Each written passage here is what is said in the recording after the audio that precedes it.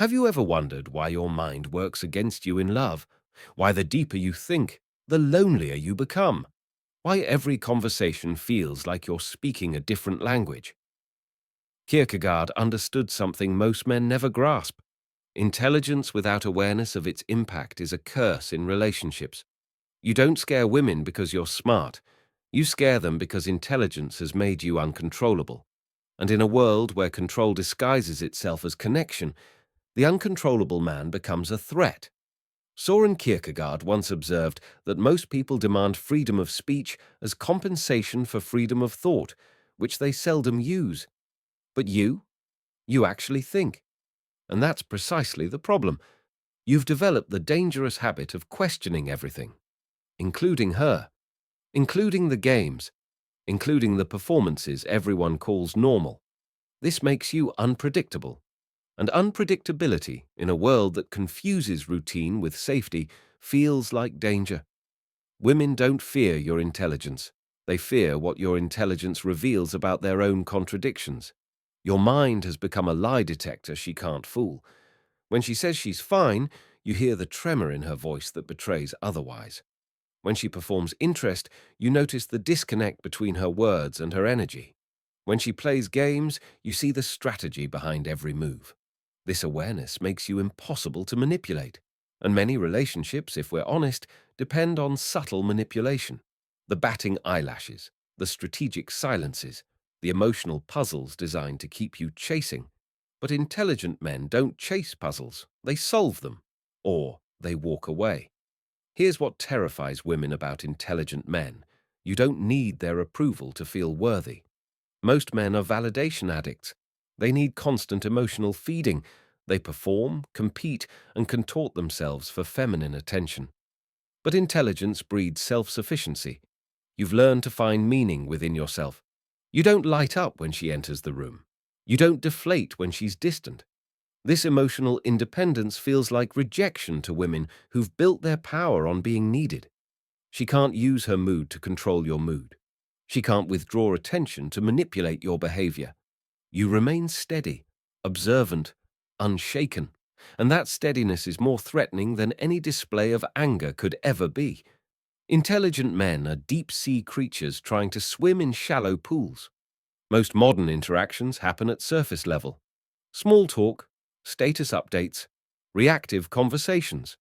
But your mind naturally dives deeper.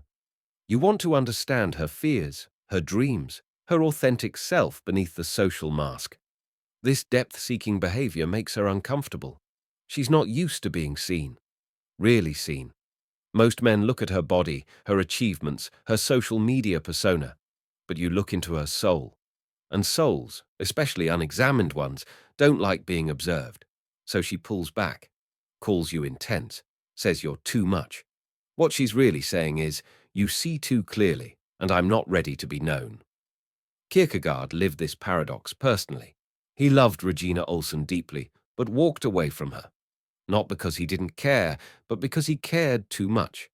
He understood that his inner world was too vast, too turbulent to anchor to another person without losing himself. This is the intelligent man's dilemma. He longs for intimacy, but refuses to sacrifice his authenticity for it. He wants connection, but won't perform for it. He desires love, but won't dilute his essence to obtain it. This integrity feels like rejection to women who expect men to reshape themselves for love. Your silence unnerves them more than other men's words attract them.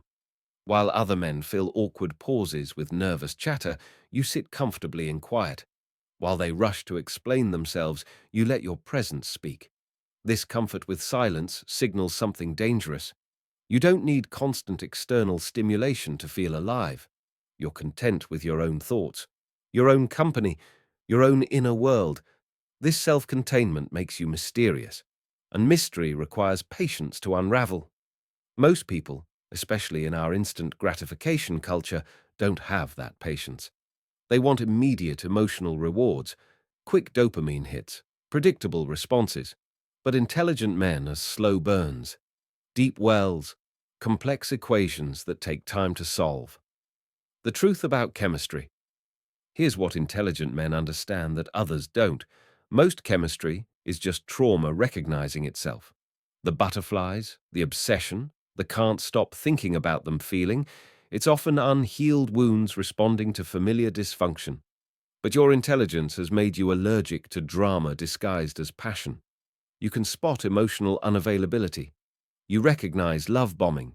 You see through the chaos that others mistake for chemistry. This clarity makes you seem cold to women who are addicted to emotional roller coasters. They interpret your stability as disinterest, your peace as disconnection. They can't understand how you can care without losing your center. The most frightening thing about intelligent men isn't their minds, it's their wholeness. You've done the inner work, you've integrated your shadows, you've made peace with your contradictions. This wholeness means you don't need someone to complete you. You're already complete. This threatens the entire economy of modern dating, where incompleteness creates market value. Women are taught to be the missing piece. Men are taught to search for their other half. But whole men don't search. They attract. They choose. They align. And alignment requires the other person to also be whole. Most aren't ready for that level of emotional maturity. Kierkegaard wrote, "To dare is to lose one's footing momentarily. Not to dare is to lose oneself." Every intelligent man faces this choice. Dim your light to fit in, or shine fully and risk walking alone. Most choose dimming. It's easier. It's socially rewarded. But you've chosen differently. You've chosen authenticity over acceptance. This choice makes you dangerous because you cannot be controlled, manipulated, or predicted. You love from strength, not neediness. You connect from wholeness, not emptiness. You choose from clarity, not confusion. And that, my friend, is why you scare them. Not because you're cruel, but because you're conscious. Not because you're cold, but because you're complete. Not because you don't care, but because you care from a place they've never experienced.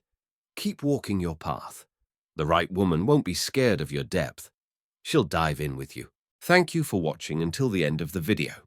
Wishing you continued strength on your journey to becoming the most authentic version of yourself. See you in the next video.